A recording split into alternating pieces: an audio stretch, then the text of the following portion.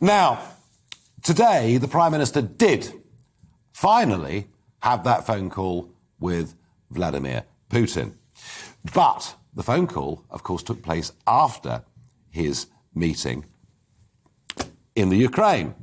But the spokesman put out a statement saying the Prime Minister spoke to the Russian President Putin this afternoon. The Prime Minister expressed his deep concern about Russia's current hostile activity on the Ukrainian border. He emphasised the need to find a way forward which respects both Ukraine's territorial integrity and right to self-defence. The Prime Minister stressed that any further Russian incursion into Ukrainian territory would be a tragic miscalculation.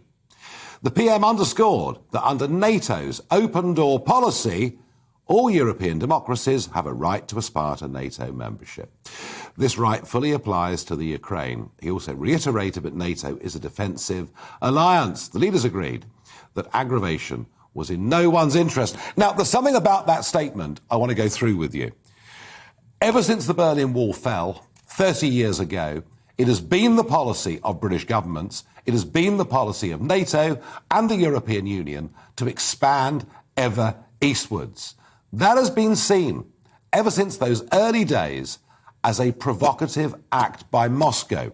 Now, I'm not saying that it is a provocative act, but there is always a degree, a historical degree, of Russian paranoia about any level of encroachment on what they see as their space.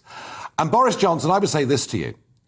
At this moment, with 130,000 Russian troops massed on the border, to say that you would welcome the Ukraine to join NATO seems to me to be yet another huge geopolitical error.